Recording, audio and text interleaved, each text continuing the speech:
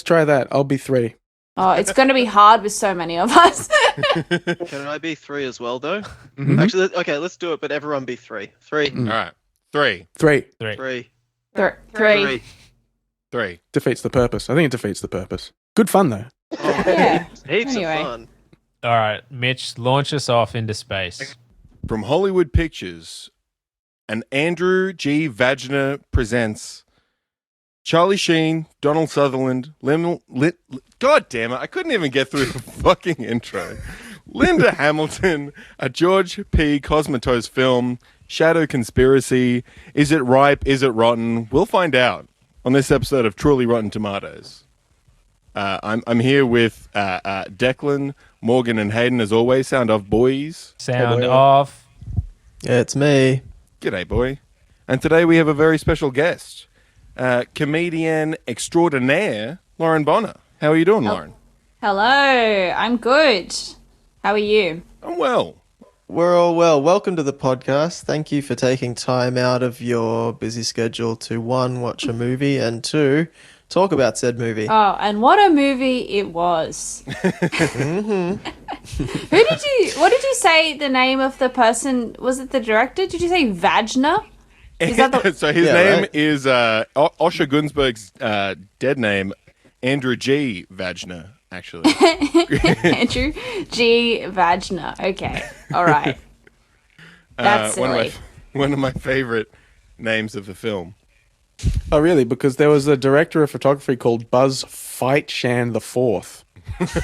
All right. It's pretty good. That's the only note. That's the only note I have for this movie. Yeah, I didn't take a lot of notes because I'm just gonna go out and say it. This is one of the ones that I've enjoyed the most. Yeah. This movie was pretty watchable. I'm honestly. with you there, brother. I'm with you there, brother. It was really. I didn't feel, like bored. I didn't feel like I have sad in every watching single this. other Yeah. film. This is a good I movie. always think when we have a guest, you might hide your shame, but you don't. You just come out straight with it. Like, yeah, I love this trash. No way. I like the way movies looked around about 95, 90, through to 2000. The way that I don't know, just the film grain, whatever the technology they were using back then, it looks nice. the tomato grain. Tomato grain. The film is called, did you say, Mitch, what the name of the film was? I did. Shadow Conspiracy. Brilliant name. Brilliant concept. It's almost like a redundant word, right? Like conspiracies are usually kind of shadowy. I don't know. Would have been more apt to call it Shadow Government Conspiracy or Shadow Government Fun Times or something. Is it Shadow Conspiracy is weird. I don't know if that would have sold as well. I disagree. I think the movie should have been called Something's Going On in the Government at the Highest Level. Or Something's Not Right in the White House.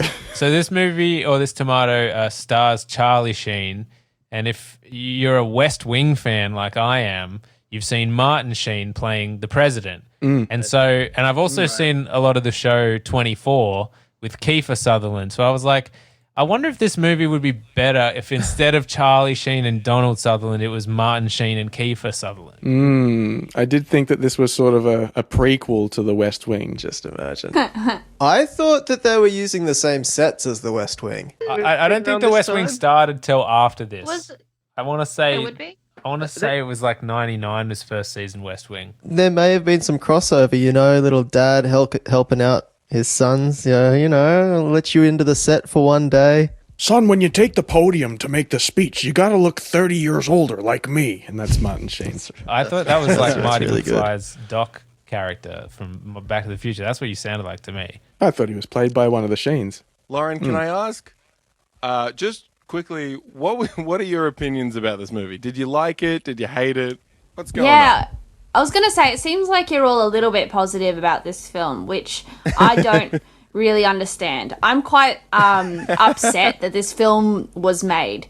What? Like, I looked it up. The budget for this movie is $45 million. What? That's insane. That's absolutely insane. Charlie Sheen took home $4 million of that himself. Oh, It's like enraging. Like, it's like, how much, it's not even easy to get funding for projects. Because right now, like, I'm trying to get funding to make something, and it's like, we just want like a few $1,000s. We want nothing, and like, it'll be funny, like, I promise. And you got to like jump through all these hoops, and so I'm wondering, like, what the fuck was like the proposal for this movie? How did anyone read this script and then just be like, 45 mil, I'm backing it. I'm gonna back it. Like, that's just crazy.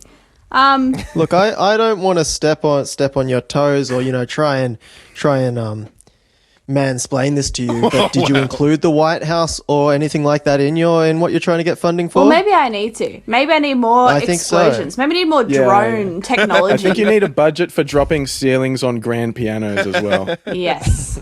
And also, in your project, Lauren, how high does the conspiracy go? Because if it's not the highest level, I don't know if they will fund it. It's got to be the highest level of the government. And if Pachinko's not killed by somebody, I don't know what to tell you, but it's not getting picked up. We're taking for granted here that Lauren has included a conspiracy at all. I mean, again, that could be another fatal flaw. All right. Before we say that, so there's a character in this who's like an old professor of Charlie Sheen's. I'll quickly explain. Charlie Sheen works for the White House. He's like a presidential aide or something.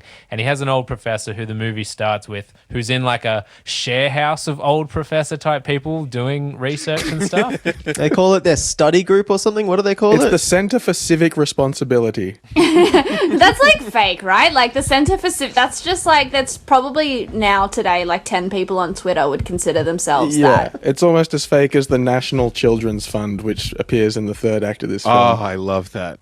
Again, it's the same as Shadow Conspiracy. It's like these really kind of common phrases that mean nothing, and it's like not creative at all. But I wanted to bring up the professor because in the movie their name is Yuri Pachenko, and I was like, that sounds really familiar to me, and I'm probably just getting it mixed up with like Manny Patinkin or something.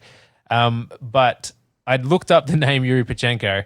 Turns out in 1997, the same year Shadow Conspiracy came out, there was a Fran Drescher film called The Beautician and the Beast. And in that, there's a character also called Yuri Pachenko. So you could have gone to the movies in 1997 twice, seen two terrible films with a character called Yuri Pachenko. Wait, you've seen that movie? No, I looked it up. I didn't know it existed. Stop claiming it's my favorite movie. I don't like where this is going. All right. Listen, man. I wish Fran Drescher was in this movie. Can you imagine? Me too. If she was, because that was the thing with this movie. Like, even like the love interest, that journalist, like, I'll say this because you guys aren't allowed to say this, but like, she's ugly. Like, there was no redeeming part of this film. It wasn't even like a hot chick to look at. It's just like Charlie Sheen. Like, everything was bad. She had a very masculine, sharp-jawed face. Yeah. It's like she'd just come off the set of a Terminator film or something. She did. And did you notice that like twice in like one of the first scenes we said something, someone did say terminate and then someone else said terminal, and I was like, are they like trying to like subliminally remind you that she was in Terminator? There was a lot of Terminator. I was struggling with this the whole time because I just thought she looked like the lawyer character from The Wire. She did. Yeah, she did. I was like, is that her? And it wasn't until the second half of the film where she started widening her eyes more and looking more severe that I was like, that's definitely her. That's definitely her. But no, Terminator, obviously. Linda Hamilton. So I think the part of the appeal for this movie for me, though, is that it's what I would call a late night dad movie. Oh. You know, you're 6 or 7 years old. You can hear that your dad's still watching TV at like 9 or 10 p.m. and you're like, Dad, I can't sleep. And he's like, I'm watching this piece of shit. I'm watching, this is all I have. Con Air. I'm watching GoldenEye. It literally is, and you know what? Because it makes such like little sense that you feel like you're a child watching what you think an action film is. Like it's that kind of just it's just moving lights and pictures. I don't really understand the storyline. I don't know what's going on in the government because like you're a child. We run into this really regularly on the program here, which is it the movie doing a really bad job of like explaining what's going on? Or is it me doing a really bad job of watching this movie and understanding it because it's so boring? Like, where are they losing me? Who gets the blame for me not understanding what's going on? Yeah, I think it's a bad pass and a bad catch. Can I quickly bring it to the first scene of the movie? Because it opens with the den of scientists or whatever, the Center for The Center for Civic Responsibility. I think this is Whatever. No. I thought it opened on the Center for Children. The National Children's All Fund. right, it may have. All right. There's a guy listening to opera in his headphones, and then suddenly just like everyone starts getting like mowed down. There's like 4 people die. And then Dude walks in with a silencer on his pistol and he's popping them all off, yeah, he's splashing blood all over like a Windows 97 PC. But then he immediately picks up a puppy. Yes, I wrote this down. I wrote that down too, and it is never explained. Makes no sense. Does anyone have any theories? At that point, he's just walked in and killed like 8 unarmed old senior citizens that were academics. And we're talking about Stephen Lang, the bad guy in Avatar. And he's basically playing Robert Patrick in Terminator 2 in this movie anyway. But he walks in and he's just massacred like all these people, and then he picks up a puppy and holds it up, and he's got the gun with the silencer, the big pistol in his hand, and you're like, they're introducing this guy as like one of those, force of nature, non-stop killing machines. Is he also going to kill a puppy? Like how bad is this guy going to get in this movie? And he doesn't kill the puppy, but he does toss it aside. I thought it was about to be 101 Dalmatians. I thought that's where this is going. It's like, oh, he wants the expensive puppy. One thing that I liked in this scene, until they hit you over the head with it, was so he goes through this house. He slowly picks off all the old professors who are clearly uncovering some government secret from their pleasant little house on the lake. While playing billiards. They're just some old dudes having a nice time. And so he goes through, kills, let's say, 7 of them. Old Yuri Pachingalanga is still alive, and he's preparing coffee for everyone in the house, and he notices that there's someone in the house killing everyone. He takes his cup of coffee, and he hides it. It's like, uh-oh. And he hides it in the chest of drawers so that there's only 7 cups, and then he hides and he runs away, and the killer comes around and he sees the cups, and like you put it together when you see him hide the cup. You understand why he's hiding the cup, but then the killer like actively counts each cup with his like comically large pistol with a silencer on it, just to really hit home that maths. Okay, I got 1 dead body and I've got 1 cup of tea, and he does that 7 times. It'd be better if If he picked up each individual cup of tea and took it over to each dead body. Yeah. And so you're like, wow, this trick might have really worked. Immediately after that, he picks up a picture of an old guy from the house, and it's Yuri Pachenko who just escaped. And he's immediately like, well, I don't recognize that face. And then he holds out like a list of the people he's got to kill, and he's got 6 of them crossed out and 1 empty one, and it's Yuri Pachenko, and it's already circled. And so he puts it together. Just like he could count out the teacups, he's smart with counting out the 1 missing guy. The rest of the movie is just this guy trying to chase down Yuri Pachenko and give him his teacup back. Right? Or at least that's not true, because it's not. I'm pretty sure that's what it was about. You'd think it's a whole movie of this George Lucas academic looking guy running away, but no, we need Charlie Sheen to be running away. And so Charlie Sheen gets a phone call from his old professor, and he's like, we need to talk. It's really important. I think that's probably where he says the highest levels of the government thing for the first time. Mm-hmm. And then right as he's like, I got to tell you something. I found something really bad. He gets shot in the head. His gets a big hole through the head. And then Charlie Sheen also gets shot at. And for the rest of the movie, the Terminator guy's trying to finish the job and take out Charlie Sheen. I like how Charlie Sheen is introduced. So you get all that set up with the old people and their computers and shit. And then it cuts to Charlie Sheen playing b-ball on the court with some cool-looking dudes. And then a helicopter flies in and picks him up. He's like, sorry, guys, got to bounce. And it's pretty badass. He's the only player wearing a jumper and just sweating his ass off. Oh, God, he is so wet. It's gross. And then he goes into this meeting in the White House all sweaty. He's been helicoptered in specially. Yeah. And, that's government, that's taxpayer money that's helicoptering him around so he can play basketball with his friends. And also then all of his friends are like, hey, can you get us a job? And he just, laughs. And I'm like, Charlie Sheen is, the 1% in this movie. He's what an asshole. But then, and also, so you said like the thing, so the killer in the beginning of the movie, so basically there's this killer, he's in the whole movie, he's chasing Charlie Sheen. He's like a psycho. He picks up this puppy, strokes it with a gun. And then also later on in the movie, he like has a blue snow cone and he licks it and then he throws it into like the Washington Monument Lake thing. We know that only psychopaths eat snow cones because they're fucking gross. It's crazy. But yeah, I liked the way when he threw the snow cone, it like landed directly on the reflection of the White House, and like the ripples flowed like I don't know Symbolism, man. What? Like a shadow or something. Oh. Is Gore Vidal the president in this movie? No, it's Jack McCoy from Law and Order. Yeah, it's Law and Order guy, right? My dad's always going on about Gore Vidal, and like he's made me watch numerous television interviews of Gore Vidal just being kind of witty in like the 80s. Yeah. For my dad, it's Paul Keating going. He always wants to play the "I want to watch you do you." Yeah. We love showing That is good. over and over again. Hayden, have you seen this clip of Paul Keating? I'm like, yes, Dad. Last time you were here. Hayden, just watch it. I just wanted to ask Lauren, what is your dad like? Probably like either Mick Malloy, Oh yeah, Stephen that's a King. dad favorite. Yeah, and Tony Soprano is also there.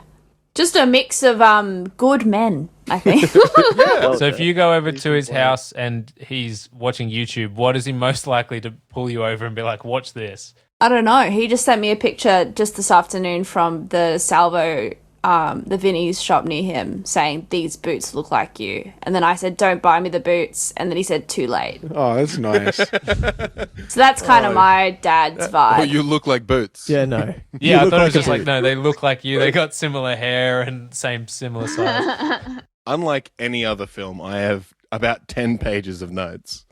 Well, what did you write down? I made like 4 notes. There was nothing of note going on in this whole movie. There was nothing to say. Anytime I didn't understand something, I just went back and wrote down what happened. It took me about 3 hours to watch this movie.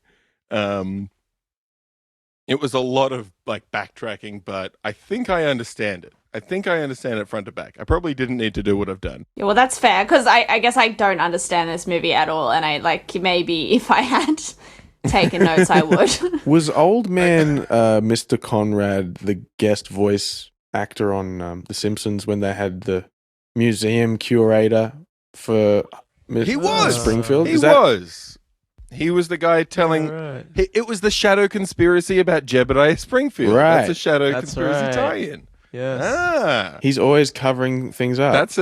I follow that. I pay that. So yeah, so Donald Sutherland get plays back on track, the chief of staff to the president, Jack McCoy, and Bobby, which is Charlie Sheen's character, is like an aide, and they say a few times like the president really likes Charlie Sheen. He's like, he's the only one who can get through to him, stuff like that. So I guess he's in high regard over at the White House. Yeah, Mr. Conrad's always like, you learn quick. He's a bit of like sort of Conrad's protege in a way. Like there's a relationship established between Charlie Sheen. I'm not going to remember the names of the characters in this movie. I'm sorry. Charlie Sheen and Bobby. Bobby and Conrad, and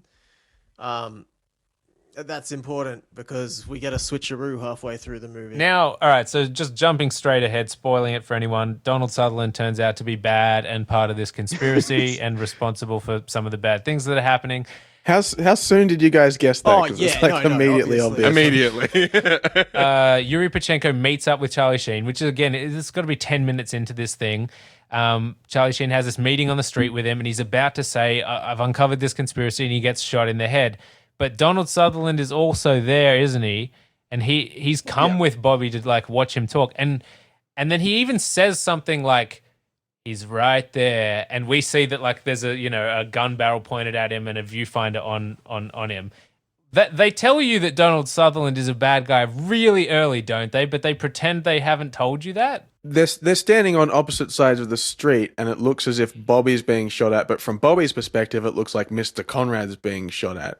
But Mr. Conrad's reaction is like so shocked and over the top that you think he must have been expecting all this bullshit. He's standing there and he's watching it suspiciously, and I swear he says something like right before the guy shoots that's almost like he's right in your sights or shoot him now. That was the subtext of what I thought. So I just thought from the beginning. Yeah, I don't know. That's the whole thing about this whole movie. It was like, and then at the end when he was revealed to be the bad guy, I was like, did I know that? I don't know. and then there was like even Charlie Sheen like and the journalist, the ugly woman, when they kiss and stuff. And then he kind of implies that they had a history. Like he was like, because when they go to this hotel room, he's like, oh, like just like I used to do or something. That's like, was that talked about? I don't know. We need to just frame the movie really, really simply in that Charlie Sheen has discovered or is slowly discovering that there's a shadow government operating from within the White House, and they're going to assassinate the president. That's right. And so he's trying to get back in the White House to warn the right people, but he doesn't know who the right people are. You obviously don't want to go into the White House and say, hey, there's a shadow government operating within the White House, and they're like, yeah, we know it's us, and then he gets killed. So the whole movie is essentially him and a journalist who also kind of knows this, being chased around Washington, D.C., trying to be killed while they're trying to figure out how they can, bring justice to America. That's the whole movie, right? This reporter is played by our resident ugly woman, Linda Hamilton. I'm glad you brought her up because that is a really important plot point. She's really ugly. This kind of movie usually suffers from being overly convoluted and just making you dizzy to the point where it doesn't really matter what happens, but you're just left being confused. But this is sort of the opposite. This is like so simple and straightforward. It's even more confusing. Yeah, I saw this movie, but I didn't really watch it because there was not a lot to latch onto. No. It's much more of like a kind of 90s action thriller than it is any sort of slow political thriller. Like it's not a slow drama. It's a lot of just people running from guns and things exploding. On that same topic, it's, like the first time you watch a movie that has a really big twist, like The Sixth Sense or something, and it totally goes, you're like, whoa, what an ending. This was the opposite to that, where normally you're like, that guy was the bad guy, but in this one, you're like, was I not meant to have already known this the whole time? Yeah. And they do it. They reveal it in the funniest way as well, because he's looking at a computer screen and he finds and there's a guy called Joseph Conrad.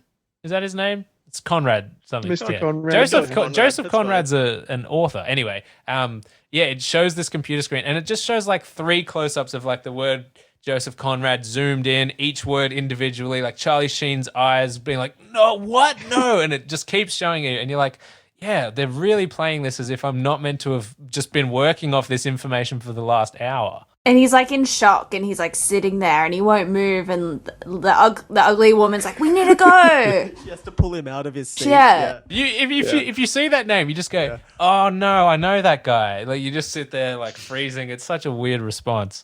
They try to set it up because you've got 2 sort of elder statesmen in the White House, and you've got Conrad, who they're trying to paint as like this good dude who's a role model to Bobby, and then there's this other dude that I don't even know if you ever find out his name, but he's always scowling, and you think that maybe must he's be the him. guy. Yeah. Hey, was that the guy played by the teacher in Breakfast Club? Oh, really? Oh, the mask cop. Yeah. He's like the principal or the assistant principal or something in that movie. That's crazy. I want to touch briefly on so there's like was mentioned before, there's a lot of running away from this guy who's trying to kill them. And the guy who's been hired to kill old mate and the ugly woman is actually, he does a fantastic job, right?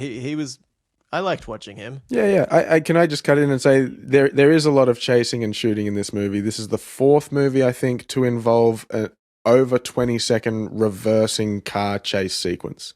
A lot of reversing car chases in these movies, Lauren. Like Charlie Sheen hijacks a car or something, or tries to run off in a car, and he tries to gun it in reverse, but he's in a very small lane that is packed wall to wall with cars. And it was like a Simpsons joke or something. Like they literally destroyed every car there. He didn't leave one undamaged. He was just in the middle, getting both lanes of cars destroyed. That was good. There were some cool ideas for action scenes. Like there's a whole scene in an elevator shaft. Oh yeah. Where they're running the elevator up and down, trying to squash them out and trying to because the whole movie is basically a chase sequence. Yeah, like it they is. do tick all the boxes. There's like a water scene. He's like swimming in like this canal. I don't know. There's the elevator shaft. Yeah. There's sparks flying. There's the car chase. And then there's like a sniper. There's like a laser pointer on a that was gun good. in a smoky room. And because of this, I'm giving it a 10 out of 10. Just like in A Low Down Dirty Shame, we also had like something smashed through a very high glass ceiling in like a hotel plaza or something as well. That seemed to be like the 90s go-to. Not only an elevator chase sequence, but there was an escalator chase sequence as well. Yeah, that's And, right. The train station. there's nothing better than watching a film where escalators get misused and just people being pushed over escalators. That's one of the greatest joys. I like this kind of parkour sort of Yeah. approach of like, let's take an existing, physical structure and turn it into a cool chase scene. I don't know. I feel like that's been missing in a lot of action movies that I've watched. Admittedly, I don't watch any. Have you seen The Escalator Affair? I haven't. One Sounds of the good, though. best action movies of Is all Fran time. I Drescher think. in that? She is. Yeah. The other cool one was I think it involves the piano, but Charlie Sheen like jumps out of a window and he's on like a window washing platform. Oh. And then the dude's like up above shooting down, trying to like shoot the cable so that the window washing thing falls. That was pretty That's sick. right before it breaks through the window. And you think he's going to fall really hard and really far, but he kind of lets go of the cable, the window washing cable car thing, and that smashes through the window, and he just kind of bounces off the side of the window, not even breaking through it, and then just like lands on his feet basically. Whenever a cable is broken in this movie as well, instead of that like sound, it's like a record scratch sound. It's very, very distinct and clear. Didn't notice that. Yeah, you said before like that they're running through a lot of like street scenes and stuff. And one note that I did write down of the few notes was like that they're very aggressive in pushing bystanders out of the way. Do you notice that? Because the hitman does it first. He's going into the elevator and he grabs a woman by her hair and throws her down. And she was like, ah! It was so good. Like, they would have had to have a stunt person. And then in, like, the train station, Charlie Sheen is running down the escalator and he does the same thing. He, puts his face in someone's hand, like, his hand in someone's face. Like, I remember he knocks this woman down as well. He's, like, running down an escalator full of people, and at the end he just smashes this woman over, and I was like, they have to hire a stunt person to do those. Like, that person has to sit there all day and just get pushed over by Charlie Sheen. Honestly, when stuff like that happens in movies, it's just like lights up the screen. Like, holy shit, that person's really getting pushed off an escalator. Oh, yeah. That woman really looked like he grabbed her hair and like pulled her backwards. It was insane. Yeah. I was like, oh, fuck. I can just see, like, the conversation, like, him being like, I think, like, my character, because they're so ruthless, like, he would just grab this woman this harshly. And so I think it's really important, this choice. Something else that's happening in the film with this chase is, and it happens a few times, is that the protagonists are trying to like get to other contact people within DC to be like, hey, we need your help, and each step of the way the serial killer, the guy, the hitman who's following them gets there first and he kills that person. And so it begins to look like Charlie Sheen is being set up as a murderer because every place that he goes to and the police are now on his tail, follow him, there's a dead person left behind where he was. And it's simply just because there's a whole conspiracy going on and they're recording every phone call and they're listening to everything that happens. And maybe that was like the real kind of paranoia in the late 90s. You're like, man, imagine if people were listening to our phone calls. And now, like 20 years later, you're like, everything's recorded at all times. Anything you said and did at any point in your life can come back and haunt you. They had a character who was like the tech expert within the White House. And his role was exclusively to like explain how they were tracking him down. He's like, we're going to collect all the phone calls that his mobile numbers made and like link them up with number plates and, like He was kind of comic relief as That's well, I right. thought. Yeah, was he the brash fellow from like New York or something? And he wore overalls. No, suspenders. Was that the guy from The Longest Yard? Yeah. It's the Totoro brother, not the most famous one. Bruce Willis? Yeah. That's the one. There was a point in this, speaking of Bruce Willis and other action stars, where Bobby Bishop calls a congressman on the phone, or maybe he calls like the congressman's secretary, and he puts on like a Schwarzenegger accent. He's like, He leaves a fake message. No, absolutely, and there's also a just another non sequitur moment. At 28 minutes 44, there's a chase sequence where they're outside, and you can see the signage for the movie taking place in the cinema that night, which is Touch of Evil, an Orson Welles movie from the 50s. But the T is covered by a tree, and it looks like it says "Ouch of Evil." 10 seconds later, one of the characters gets shot. Little foreshadowing. There was a part that really cracked me up. The only quote I wrote down in this, where Charlie Sheen, he's been running away, he's been getting away. He meets up with someone. I think it's either Donald Sutherland or Linda Hamilton's character, and yeah, he's been like in a car chase and all this stuff. And he's like, doesn't take a genius to figure out something's really fucked up around here. And he just barked it out. So hilarious. It's good. I remembered off the back of that the escalator scene. What it is it's a chase in a train station, right? And they're going down into the subway, down the escalators. But it's you buried the lead. He's being chased by a dude on a motorbike. So this guy's riding his motorbike down the fucking escalators. And there's this fantastic shot of like Charlie Sheen finally makes it down to the platform. He's standing on the platform. He looks to his left, and there in the elevator coming down is him on his motorbike in the elevator. And then they run onto the train tracks, and the dude's fucking driving down train tracks on his. Yeah, that was sick. Charlie Sheen has to jump and move that lever that changes the train track to the other track. That's not real. Like, I was so mad at that because, like, yeah, he's chased onto the train tracks by the man on a motorbike. Okay, he got on a motorbike in the lift. Just that's aside from that, that's crazy. And then they're running on the tracks, and there's just like a lever to change the whole path of the train. Okay, like that just like doesn't exist. Or if you really did just pull this manual lever to change, like he would probably derail the train, killing thousands of people. And he just does that to save himself. He did it to stop the shadow conspiracy. I mean, it was a good cause. Oh, That's right. I know. Again, so some more ignorance proving why you won't be able to get funding for your show. I'm sorry. yeah, I guess. I gotta rethink it. I need to consider. More levers. Not enough trolley problems. Yeah, it's like the trolley problem. If you pull the lever, That's right, yeah. the man on the motorbike will die. Asked Lauren her answer to the trolley problem, and she's just like, there actually isn't a lever that would do that, so I'm not even going to partake. Yeah. Actually, there isn't a lever that would even do that, and if there was, it would probably be quite dangerous to pull it. So, no, I wouldn't pull it. The consequences of pulling the lever are actually unknown, so... I don't know at what point of the movie this is, but there is a point where... What's that guy's name? The agent? I think in the credits he was the agent. He didn't have a name. He Well, he falls on the car and stabs the roof of it, and then they just push the roof. I didn't understand this moment. I'm genuinely asking you guys what happened. But there was somebody was attacking through the sunroof of the car, choking Charlie Sheen. Are you talking about that? Yeah, it was Yeah. Oh, it was I'm him? talking about that. Yeah. Linda Hamilton and Charlie Sheen have been running away. They managed to get into a car. They do the old like, phew, he's gone. And then this knife comes through the roof. My girlfriend screams at this part. She was like legitimately surprised by this.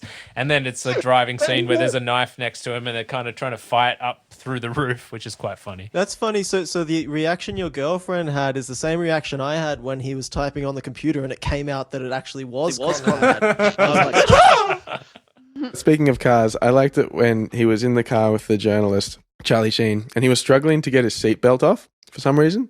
You guys remember this? There's a close-up of the button, and she says there's a trick to it, and she presses the button in, And it's like you have to press not the a trick. button. No, it's like it's a very unique that in this- seatbelt. Like the only way you can Yeah. disengage the seatbelt is by pressing the button, which only very subtly says "press," like in Was that in the capitalized letters script embossed too? on the Crazy. button. Like, did they write that? Like, No. and then it wasn't even foreshadowing. It's not like he got stuck in it later or something. Like, that was just unnecessary. Like he gets It would've No, that flustered. was just teaching Foreshadowing Charlie Sheen how to use a if seatbelt. when he's in the train station and he goes to pull the thing, it doesn't go, and then she pops out the side and she's like, "There's a trick to it," and she pulls it over for him. That would have been fun. I don't know if we explained why he teams up with a journalist, but basically there was like a piece run a while ago that was like kind of a conspiracy piece in the paper, and it's her paper, but she works for Terry O'Quinn from Lost, who plays John Locke, and he's got like a nice little moustache in this. And he's barely in the movie. I was really happy when he showed up, but he didn't get to do enough before he got killed. But he like is the editor of the newspaper, and yeah, Charlie Sheen. Once he starts being shot at, he was like, "Hey, I remember that old piece you wrote that I thought was all bullshit, but now can you please tell me about it?" And so that's how he teams up with Linda Hamilton, who's the reporter. And yeah, they definitely have some sort of like friendly, flirty relationship where they're just really rude to each other in the office, but then they kind of meet up and are nice to each other outside, I guess. They don't fall in love, do they? Kind of by the end of this. Her first line, I think it's her, is "You wore that tie yesterday," which already shows a warmth between the two characters. And his response is, "That was yesterday," which is very clever. Very clever response. I mean, it would make sense if she said, You didn't wear that tie yesterday, and then he would say that was yesterday. I feel like that would make more sense. There was another part that I noticed way later on. Once when he runs off with Linda Hamilton, he's hiding in a diner, or he can't sleep, or it's the middle of the day or something, and he's just scribbling notes, and he's just written the word shadow and kind of drawn like a sketch around it, and like some arrows and stuff. And then the waitress comes up and she goes, "Bad night, huh?" And he responds, "Worse." And then immediately after, Linda Hamilton's character shows up and goes, "Bad date, huh?" Like the same cheesy setup, and they use it within like less than 2 minutes of each other. It's like the only dialogue they could give to women was a bad something, huh? Yeah, this movie does not pass the Bechdel test. No, it does not. Shockingly. Yeah. Does it there's the even one have woman more in than it. one, female speaking character? I don't think. Is there any others?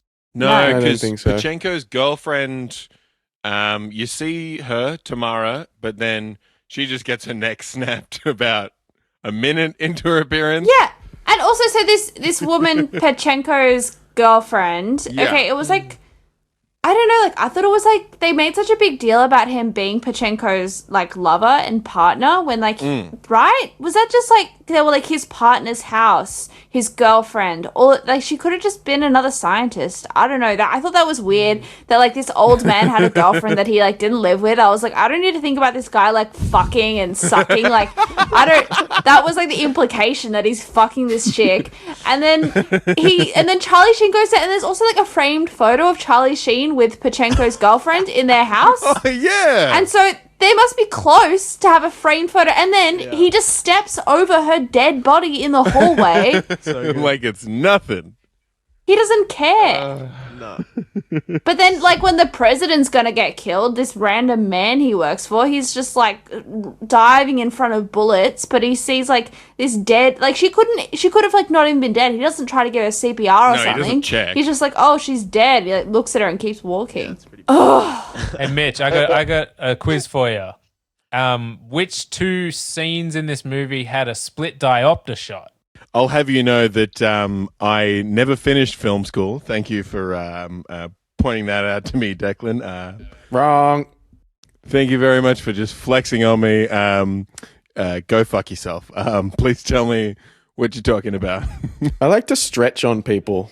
I noticed that, though. I didn't know what it was called, but I noticed it. It was like they had two shots that were, like, composited together Oh, in a stupid-looking okay. way. I saw one I with felt the stupid, but I know. woman character, just her face on one side with her hair, which is so unacceptable She's at the and makes car. her She's head like lack sitting in front of the shape, car, clarity. and the bad guy walks behind her into the building that Charlie Sheen's in. I think there's one really early. It's like one of the first shots, but yeah, it's a split diopter shot where the foreground and the background are in focus, and the focus, the out of focus part is in the middle of the frame, and they usually try and hide it with like set dressing stuff. But I thought it was kind of cool that they did 2 of these shots, like.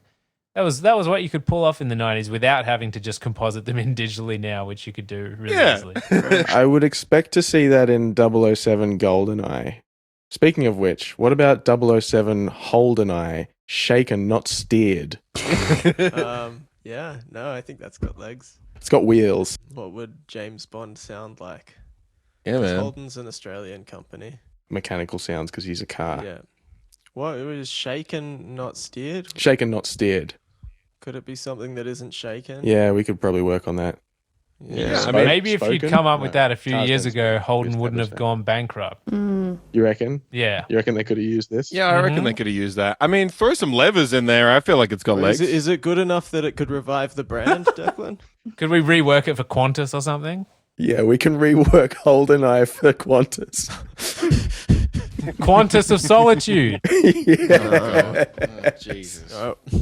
That was not scripted. That was not scripted. Wow, that wasn't scripted? What about the one scene that was in front of the famous Awakening statue, which is like this giant dude kind of coming out of the ground and his arms and his face? That's a sick. really cool statue. It was actually a highlight. It's no longer in DC. It's been moved to Maryland, but it's still around. You can go really? see it. Yeah. I thought that was cool. Just like Yeah. the statue, just this one object in the background of this film that like just the happened to be there. lighthouse.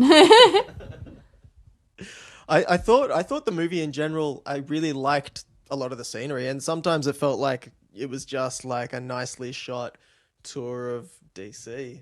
I like the house on the canal or on the sewers or whatever. Yeah. That looked really nice. And Yeah, they that shot was this- nice. Yeah. They shot this like in spring or something, so all the trees in every shot looked really nice. Everything was really brown, like they were all wearing nice, comforting brown clothes in that house, They and looked nice, the autumn right? leaves, and it was all ensconcing the house. Yeah, that was a nice part of the movie, wasn't it? Before they all got shot and killed in front of Pachenko. That's Does right. anyone remember they introduced this idea that Stephen Lang's assassin Terminator character, he's like at home in a workshop, putting together some Oh, for electronics. ages. And you don't know Like what the it whole is. middle And part of the then movie. it's literally 60 minutes later, it finally comes back and you find that he's been basically putting like machine guns into a toy helicopter. Oh yeah, and that's why they need the National Children's Fund as a cover, so he can sneak the toy helicopter in. That's the only way you can sneak a drone in anywhere. We lead up to a big finale in like a big gala party. Is it a fundraiser for the president, or is it a National Children's Committee opening gala or something? Got to have something to do with the National Children's Fund and or the Centre for Civic Fundraiser or Responsibility. something. There's all these toys. Yeah. There's all these big presents, and it's like nicely colored and balloons everywhere. And this is where we lead into our big action finale. Okay, so this event, the president is going to unveil his plan, which is to freeze all government contracts and make massive defense cuts. This is the plan. So Something that's for not the going to be kids. good for the stock exchange. Yeah, the kids are going to love it. The kids are going crazy for it. That's a cool policy. Yeah, I don't know what, like, I don't know why this is that big of a thing that they need like an entire shadow government to stop it. Am I crazy yeah, here? So old mate Conrad seems to think that the United States is going to go under this leadership. So they want to seize power and take control of it for the good of America. I like how you find out that their plan is to assassinate the president the following day at this kids fundraising thing. They follow the main characters follow Conrad to a remote location. It turns out to be like a boatyard, and they're able to spy on him and listen to him and the other members of the shadow government talk about how they've got to assassinate the president tomorrow. But it's just really weird because you've got Charlie Sheen like leaning over a boat, holding out like a dictaphone or whatever to try and record their conversation, Yeah. and he's just about to get the juicy bit, and they say, "All right, so tomorrow we do it. We assess," and then the tape falls out of the dictaphone into the water and splashes, and they all like halt conversation, like, "What was that noise?" And they never quite say it, but a switched on audience member, myself, was able to guess that they might have been talking about the president that they were going to assassinate.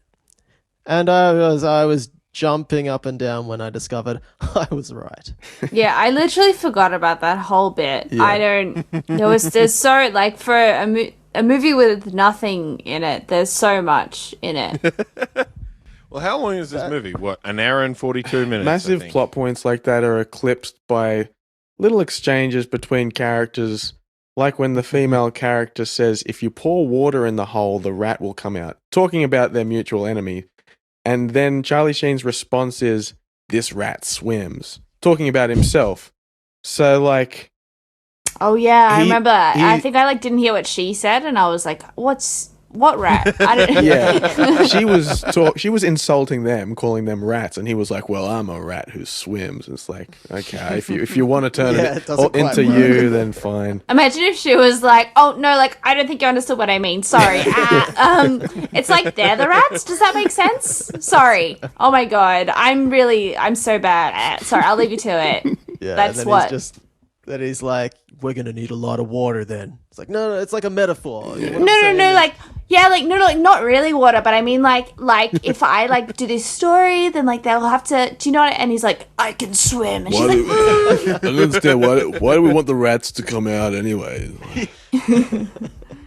the final scene is like, yeah, the killer sneaks into the children's convention, which does appear to be just some kind of big talk or something, and there's like a few kids standing outside waiting for the president, and they've got broken arms and stuff, so presumably they're orphans or something, I don't know. And there's all these presents for them, and then the drone with the machine guns, it looks like a little helicopter. It's so dumb. And it shoots bullets, but there's no visible gun on this thing. And it shoots a lot of bullets too. Like, where is it? Yeah. Where's it keeping all them bullets? You know what Yeah, I'm saying? and he's been spending a long time, like half the movie, just rigging this thing up. The last time we check in with him in his little workshop, we get to see the electronics and the little cameras move around, and we hear these like sounds, which is just awesome when you see like a zoom on a camera going and you hear that sound. That's classic GoldenEye or HoldenEye. Well, okay. I was just going to say, as Lauren said, when this thing starts shooting, you're looking right at it. It's like a close-up of this remote control toy helicopter, and it just makes that sound like... But you're like, I don't see where those bullets are coming from. It's doing a lot of damage, but you're like... In real life, a prop master would have had to say, like, you know, this is what I'm designing for the helicopter gun. Or maybe the director was like, no, we need like full long machine gun things. And they're like, well, we put that on, but it would weigh it down and we need to actually fly it for the movie. And they just decided to not do anything. Like they just got like a $30 toy helicopter and just use that. What was comical was as it was flying around, like just picking off motherfuckers like so quickly. People just flying off. And actually, yeah, it's like person by person jumping in front of the president to stop him from getting shot. Yeah. But dude, and this guy's pissing sweat. Who is? Oh, the guy on the guy he's- controlling the 'cause helicopter. He is just he's like been waiting to fly this helicopter all fucking movie. He's been working. It's his pet project. He's so happy. But it's funny watching all like the security officers and stuff like pull out their handguns and they're trying to like shoot a tiny helicopter out of the sky. That was pretty funny. I just have this one moment that I got to share because I don't know where else it's going to fit in. So, Mr. Conrad is on the. Is it HoldenEye again? It's not HoldenEye. We can go over that in more depth a bit later. Please. Mr. Conrad is on the phone. I think this is when it's revealed to the audience, or at least to Charlie Sheen, that he has been, you know, like double crossing him this whole time. So I want to describe this perfectly. He's on the phone to him and he's holding the telephone in his left hand while resting the same elbow on the table. But at the same time, he's using the telephone hand to support his head. You know how you might just like rest your hand in your Yeah, head? I do remember this. Yeah. But through this whole phone conversation that he's doing, it's like a 3-minute scene. He's got his eye just like being shoved into his hand. And this is like the crucial point of the movie as well. This is him revealing that he's the bad guy. But we have to watch this as an audience. This actor's choice was to just ram his eye into his fist while he speaks on the phone. I was like pissing my pants with laughter that whole scene. That's my favorite. I've got another one of those. Charlie Sheen picks up. He's when he's at home, he's getting dressed in a suit, and he picks up the receiver of a phone in one hand, holds it to his right ear. His assistant helps him put on the jacket on his left hand. And then he does what I'd do is I'd then put that phone in my left hand, which is now sleeved, and put it against my left ear. But no, what he does is he grabs it with his left hand, but somehow keeps it on his right ear and then puts the other hand through the other side of the jacket. To no end, drove me crazy. I kind of get that though, because there's only one ear that I can talk on the phone. If I talk on my right ear, I can't talk. Was that what he was doing? He was keeping it on the same ear? He kept it on the same ear. You can't talk with one ear? Are you deaf in that ear? No, just on the phone. On the phone, it feels really unnatural to talk on my right ear. I have to hold the phone to my left ear. I guess maybe it was a character choice then. Maybe he was like, I just think my character is a right ear talker. That's right. What is this, an episode of Seinfeld? He's a right ear talker. Right ear talker. I'm gonna just jump in before I forget with my favorite line actually of the whole thing. It was a one line by a small guest appearance actor doing a drive-by line, kind of like the thing you see in The Simpsons or something. Just comes for the punchline. Charlie Sheen's just escaped from a canal. He's soaking wet. He goes to like a public bathroom. He's drying. He's got his pants open under the hand dryer in the bathroom, so it's like drying his underwear, I guess. And this kind of big fat guy just walks out of a cubicle without washing his hands and just says, "Don't burn it, pal." My favorite, actually, I just remembered towards the end when he's running, he gets in a cab and he and this is, I think, as well, the only black character in the whole movie. Yeah, you're he's correct. like making speed towards the station. And then maybe Mitch, you might remember this line specifically, but what does he say? He's like, "Hurry up, go faster." And then the driver like spins around and he's like, "Oh, hell no, you're getting the train." Yeah. It's like, I think he said people with problems like you can get the train or something. Yeah, it was something to that effect. It was a good line. It was like, people like, "You get the train." I thought he just said, "You taking the train, motherfucker." Oh yeah. I think that might have been it. It's like, "You're taking the train, Taking motherfucker." the train, motherfucker. Yeah, I thought that was pretty fun. I did laugh at that. Imagine auditioning that. You just audition that line. And it's like, "Yep, he's the guy. That's the guy." Get him in. Just while we're going back to favorite bits, okay, so when they're having the elevator fight and there's a whole, like, they're running around the elevator and they're going up and down ladders, and then there's an agent that pulls a gun on one of them and he has one. It's a very confusing scene. Anyway, but they drop the elevator, and when the elevator hits the bottom, just water starts flooding out. And it felt like it was trying to capitalize on Titanic. Suddenly they couldn't get through locked doors, and I was like, this is Titanic. There's pipes everywhere. What year was Titanic? 97 as well. Yeah, but it was the very end of 97. It was December 97. So I'm telling you, Shadow Conspiracy was already done by the time Titanic was released. And I'm telling you that they knew the ending of Titanic. They knew that it would be a success. Yes, but Declan, the Titanic, the ship, has been around for a long, long time before that. That's exactly right. So, and They there were saw it pipes on coming. that baby. Maybe the Titanic took inspiration from Shadow Conspiracy. I mean, it does star Linda Hamilton, who is James Cameron's wife at the time. What? Yeah, Really? yeah. So, Wow. the aforementioned He woman that likes we've them been ugly. very unkind to. We've been very unkind to Linda Hamilton. I think we've uncovered our own Shadow Conspiracy going on here. Oh!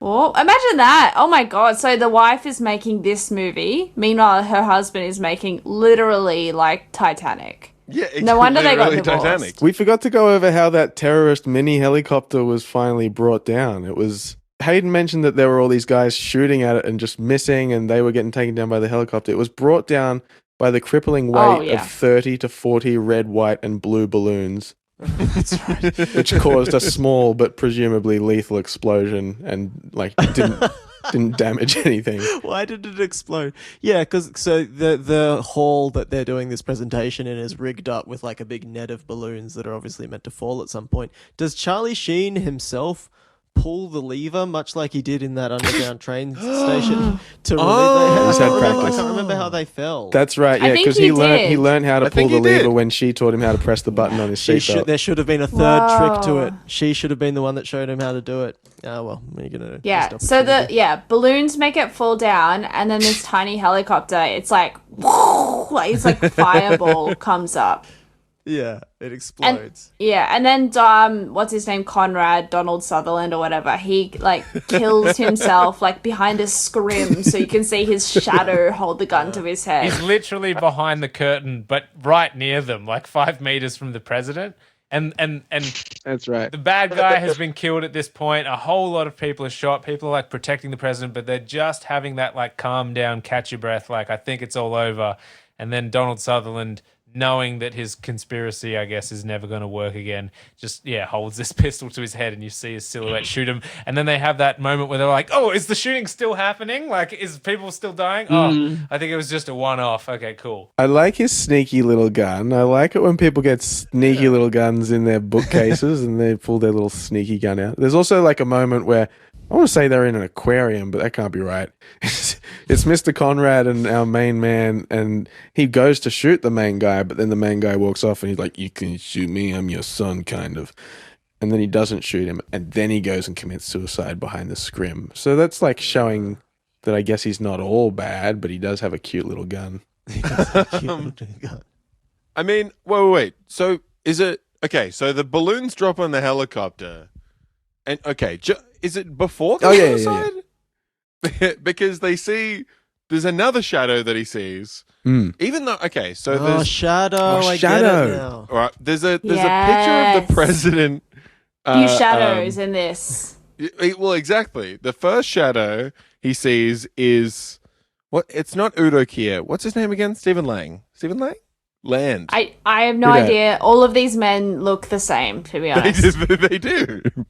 But he goes through, and then Conrad immediately, like after Stephen Land dies, he immediately kills himself. There's like no time to breathe, and then it immediately cuts to like the most pollinated happy ending of all time. Literally, yeah. Pollen is just floating through the air as he gets back to his jump shot. Yeah, it comes back to basketball. Oh, yeah. Okay, yeah. Then the very final scene is like the after times. So it's like peaceful and they're in the park. He's in the park with Linda Hamilton. And there is like so much pollen in the air, like a crazy amount. It looks like it's snowing. And you know what as well, you might have picked up as well, they say something like, it's like, oh, he turned down chief of staff so he could head up the president's new job program. And then it shows the basketball court, which is empty. So he did get all of his friends' jobs. Doesn't he throw the basketball from really far away, like 20 meters, and he does like an One-handed. overarm hurl, and he just doesn't get the basket. It just bounces out. Yes. Now, what is the significance? I don't know, because it's symbolic, because now the basketball court is empty, because now he, like, got all of, like, these young black men that he was friends with government jobs, like, picking up trash or whatever, so he's a hero now, basically. Yeah, and it doesn't matter Charlie if he Sheen. missed the shot because they're not there to see it. Yeah, or was he always bad? What does that mean? He was always really bad. Like, he didn't even know that you're not meant to wear a jumper when you're playing basketball, and just he hasn't grown. I think that's the symbolism. He hasn't grown. In fact, he's regressed. Yeah, he's regressed. He's now a baby. Now he's shit at basketball. No, He it lost his symbolizes ability? that because all of his friends now have jobs, he hasn't been practicing basketball as much. So his priority it has this like crane shot that shows Charlie Sheen and Lyndall Hamilton walk off into the sunset down this park. And yeah, the camera just keeps rising through so much pollen. And then it does like a shot of the city sky. And then it does a shot of like the country. And then it does a shot of the planet Earth. And I'm like, are there about to be like aliens pop into the frame and be like, our plan was spoiled. But no, I guess it's just saying like the whole Earth. Like, who knows what's going on there? Yeah, someone's watching. I wish there were aliens at the end. Can you imagine? That actually would have made it good. That's the end of the movie. That's it. Right? That's the it. fucking movie. I don't- That's the fucking Have we That's tomato. really missed weird, anything? actually. That hyper zoom out to the Earth. Because that was the most confusing part of the movie entirely. Just seeing, because Yeah. it goes happy ending, and then it zooms out, and it's like an overview of Washington, and then it's like the whole city, and then it's the state, and then it's the Earth, and then it's nothing. I missed that. I missed that all. Whoa. Wow. It just stopped. No, yeah, I walked away. Yeah, because it was panning. It was panning up at the sky. I remember now, and there was pollen in the sky. And I thought, okay, that's it. No, yeah, but it just kept going with nothing. Okay. So Morgan was actually right. Gore Vidal does act in this movie. He plays the congressman. He was in there. No, Yeah. yeah, he was definitely in there. And I was like, oh, so he must have done some acting. So I've like clicked on his wiki page, and this is what I want my wiki page to have one time. It says he's a writer and a public intellectual, and it says he's known for his wit, but it specifically says he's known for his epigrammatic wit. And it's like, wow, imagine having like such a known style of wit that it has a name for itself. Yeah, Like I don't know what that it's word like a means. subgenre of wit. An epigram is a brief, interesting, memorable, and sometimes surprising or satirical statement. All right, Mr. University Education. Jeez. I feel like in the 90s, you could just like be like a man that like says things, and that was a job. Like, Yeah. even I feel like Stephen Fry kind of is the Yes. last one Yeah. to have made that a career. But he says things very well, at least. I guess. Just being articulate and eloquent and well mannered That's is right. like, what a presence he brings. He can present. He can present at my birthday. And then you can just do a movie. You can just be in this movie as like a congressman. They're like, we need like respectable, articulate men. Gore Vidal. Yeah, we need some dignity. Let's get some dignity on the screen here. You know how in the first scene where Charlie Sheen when he calls up, I think it's Gore Vidal's character, and he leaves a Schwarzenegger impression message with the secretary. After that, there's a scene where he's walking with the congressman, and they're walking like into a Capitol building, and it starts off and they've just walked in. Like you can see that they've just come in the door, and it's a walk and talk. It shows some close-ups while they're walking and talking. They say maybe 2 lines each, and then it cuts to this wide shot, and they've jumped ahead like 25 meters within the cuts. Like the conversation was probably 3 remember times as that. long, but they cut it so much and it's so obvious. I think basically it's just like a pretty bad movie. Yeah, it's pretty bad. And if you had seen any of the other movies, well, I don't know. You guys seem to think that this is really, really bad, but I think it's up the top of everything we've watched. Yeah, It this was- is a terrible concept for a podcast for you guys. That's what We've everyone said that keeps before. telling us that. People are like, I'm happy to do it, have done it once, and then you guys have to just keep doing it literally like 50 times. In fact, this week a new movie got added to the list. Yeah. It just came out on Yeah. Netflix, so we're like, the list is still going. By the time we catch up, there'll probably be more. Oh wow, what's the new movie? Is it The Last Days of American Crime? I'm It just is. looking at it. The new, fresh, rotten one for the list. So should we give this thing a rating? What do you reckon? I think we should. Should we start with Lauren? Is that how we do these things? Yeah, let's go guest first. Yeah, A Lauren. rating. It's a 1 to 10. Sum up any of your final thoughts or any of the notes that we didn't let you get to. I think it would be pretty bad, like a 1 out of 10. I think there was like only like I don't know, there were not really any moments that I enjoyed it. And I didn't understand it. And I thought it was stupid. And I wish it was never made, and I wish that money was donated to, people died in America that year from poverty, and this got made. So No. Boggles the mind. it's very upsetting that this film exists. I'm sorry. It doesn't bring me joy that we like ups that we made you watch this, but I'm okay. Like, don't worry, I'm fine. no, and it's no. not you didn't. It's not your fault. but I think it's bad. And it's like You're not wrong. it's like an argument for like, I don't know, like people are like, we need to support the arts and stuff, and like I think there are people struggling more than us, but this film does not advocate for the arts. This film makes me be like, we shouldn't be like putting money into this, like we should not be making movies. No, but they generated a bunch of jobs out of it, remember? At the end of the movie? Yeah. They saved In the film universe. They saved Yeah. 30,000 jobs. No, this was a documentary, wasn't it? Yeah. Oh, No, but it was the director's last ever film. Michael.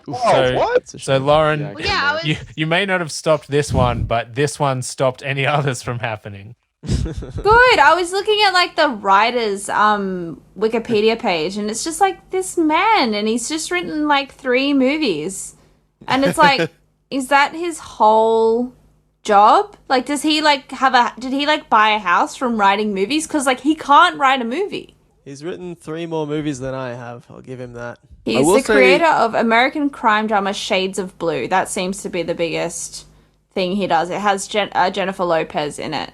I will say the director did some good stuff. He did Rambo 2, Cobra, an Arnold Schwarzenegger movie, and Tombstone, that Cowboys. It was Cowboys. Anyway, Shadow Conspiracy was his last movie, so that shows that. And how did you find it, Mitch? What would you rate it?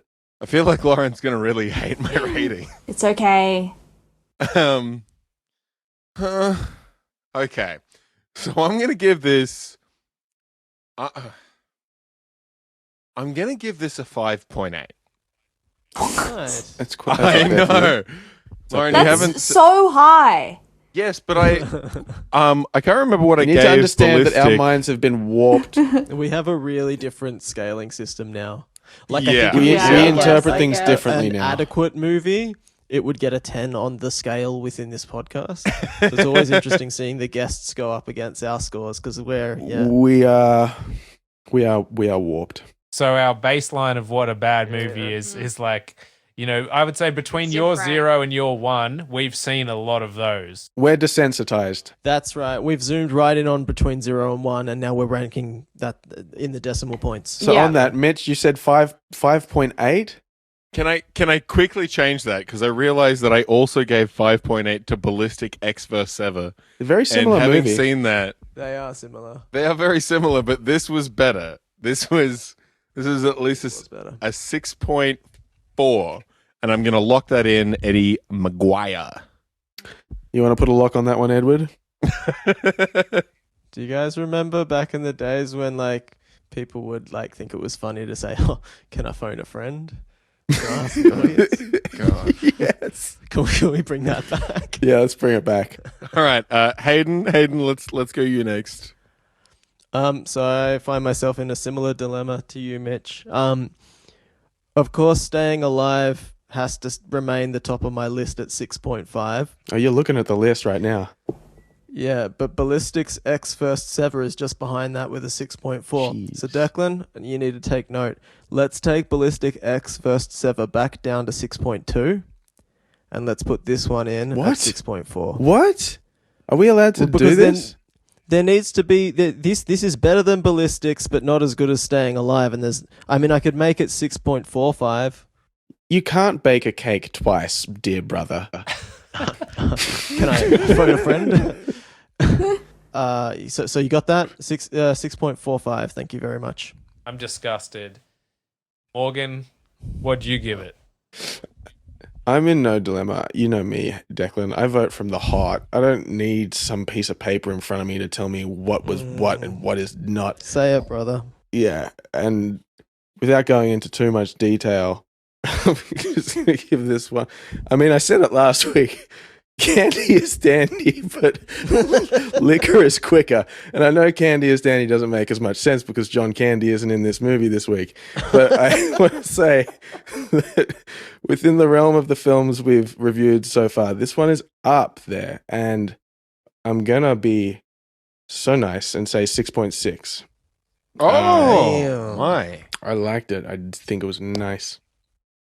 Just a reminder, Lauren gave this a 1. I'm closer to her, I think. I give this a 3.6. Wasn't the worst movie I've ever seen. I did nearly fall asleep while watching it. I couldn't quite understand some of the plot points, and it was quite boring. But it wasn't like a 90s action movie, which is just like set piece after set piece of people running and people shooting each other. And I kind of rate it in the middle of some of the other tomatoes we've watched in the podcast. That's my opinion, and I'm sticking to it. And it makes sense, guys. It deserves support. So, You know, like when you're watching a movie, there's this line that you might dip under, which is the line of boredom, right? And with all of these movies, I'm fucking very seldom popping above that line. Yeah. For this movie and for Staying Alive, I remained above that line for the whole time. Yeah. I wasn't. I think I can genuinely say I wasn't at any point bored. I was during this confused. I was confused, movie. I don't but I know was what not it was bored. about it. It managed to keep my attention, which is a really weird thing to say on this podcast. I've never fallen asleep watching a movie in my life. I just can't really, like, if I'm focusing on something, I can't fall asleep. But I was watching this and I got that thing where like my eyes were like not sore, but you know when you just close them for a bit and it feels so good and you're like, oh, if I keep them closed. It's called falling asleep. Yeah, that's the one. We all do. I've never fallen asleep. I've just never fallen asleep. If I ever sleep, it's always intentional. That's so cool. Whoa. That's fucking sick. Wow. Lauren, I just want to thank you for coming on. This is a really tough thing to ask people that you don't know to do. Yeah. We're really proud of you for stepping up. Like, it's very scary. We know you're so brave. You're so brave. In this day and age, to be recorded in a podcast, thank you. Oh, yeah. And in 10 years, like, I might be cancelled for saying that woman is ugly. I don't know. But No, I think we're swinging back the other way now. surely you can say people are ugly, right? Yeah, I don't know. yeah. Like, No. is Most people have. It's not nice, but it's not. It's subjective though as well. Like Yeah. one man's trash is another man's ugly. No, objectively, her hair made the shape of her head lack clarity. Yeah, it was all of it, everything. And she was wearing these like weird high pants and suspenders for half of it, and then bad jeans for the other half. I don't know. There was no redeeming factor I will say in any of this. Is it bad to say that she looked like shit in this movie? Like someone Yeah. gave her a haircut. She looked fine. She looks like realistic for what she was doing, which was like she was like running around all night. She didn't sleep. Maybe I would have been madder if she like did have a full face of makeup on or something. I don't know. No, I probably would have been mad at I that. think Yeah. what plays into it is when she's introduced, she steps forward in the press room in the White House, and there's this like weird like half light on her face. She's wearing a fancy looking hat, and I think you're sort of it's trying to signal, hey, look at this hottie, and you're like, but she's not hot. She's wearing though. this crazy hat, and it just like It's a looks weird up. She looks hat. even worse. It's like they cast her, and then they were like, "Oh, what do we do?" Like they didn't realize they put this hat on her. Like now they're like trying to like just like trying to make it polish a turd basically, but it's not working. This is terrible. I'm are digging myself so into a hole cancelled. now, and like people like I look fine, but like I'm not Hollywood by any means. Like God, I dread the day that I get cast in a large scale $45 million budget film, because I probably won't be hot enough for that. And you know what? I'll deserve it. I'll deserve the backlash. Well, she's got to bring it, and I don't think Charlie Sheen brought it either. He lost his No. luster, and he's receding hairline, and I don't know. Yeah, because he did Wall Street. I just looked it up. Oh, He yeah, did Wall Street yeah. in 1987. That's 10 Looked years great. before. Looked great in Wall Whoa. Street. Yeah, and that's a great movie Yeah. too. Mm-hmm. Yeah. But then how far has he fallen at this point? Very far. Think about Linda Hamilton in this one. She's like, cool, so I'm in the big action movie. Do I get to shoot some guns like Terminator? Do I get to kick some ass? And they're like, no, you're like journalist damsel in distress. You get to run a lot and you don't get to do anything cool. Oh, by the way, like I wasn't paying too much attention to the story, but it wasn't until the last 10 minutes when somebody said the word journalist that I was, she's a journalist. That's her attachment to him. Just didn't know what anyone was. She Didn't know was what she introduced asking a question to the president from the press room in a press conference. Like that was her first introduction. So you're in a lot of trouble, okay. mister. Well, I did have the West Wing DVD on, and I was just switching between HDMI inputs the whole time. Anyway, bad movie. It's good to watch, I guess, just to get perspective on things, but yeah, don't recommend. But thanks so much for having me on anyway. Thank you so much for coming on. Of course. I got one last thought about this movie, which Mitch brought up earlier. So she was married to James Cameron. This movie comes out, does really terribly financially and critically. Soon after Titanic comes out, it becomes the biggest movie of all time. They're married during this point. Then they get divorced, I think, in 99. They're only married for a few years. So, do they get divorced because James Cameron is like, I put out Titanic, you put out Shadow Conspiracy. Like, I literally cannot hold your arm on the red carpet and be seen with you right now. Like... Or was it one of those ones where she was like, I seen the way you look at me and you think like I'm not Titanic material. You just see Shadow Conspiracy every time we look at each other. I reckon, because then also she would have been like sent this script to read, and like surely she was like, honey, what do you think of this script?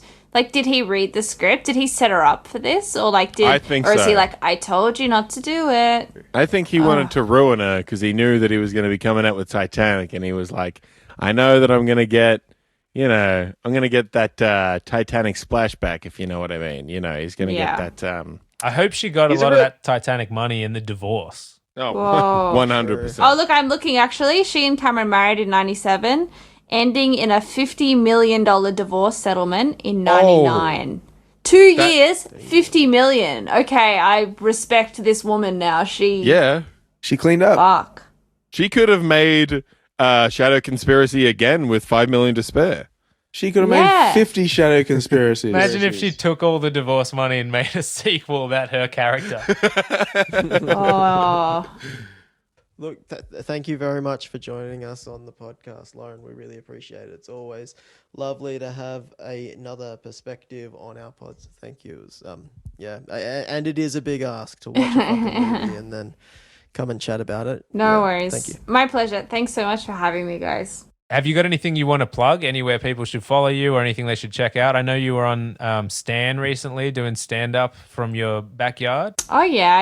I'll do a spiel. Yeah, if you want to follow me on socials, I'm at Lauren Y. Bonner on Instagram and Twitter. Or I have a podcast which is called Were You Hot in High School?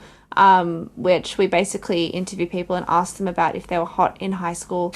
I am in the Stand Lockdown Comedy Festival if you want to check that out. I think I'm in episode 2. I don't know. Yeah. But that's the one. So were we hot in high school just from looking at us and talking to us about a movie for 90 minutes? Just so we don't have to come on the show. Yeah, I mean, look, I don't know you guys, but like I would say like the fact that you've made a podcast of this concept to me kind of says like maybe you weren't. But bang on. all the best people weren't, and it's all about a journey, and you're all just now you're thriving, and that's what matters. That's what we're calling it. Absolutely. But yeah, thanks so much, guys. Thank you so much. Thank you. Enjoy Canberra. Have fun. We do. See you at the Dorf. Stay warm. Take care. See ya. Thanks, Lauren.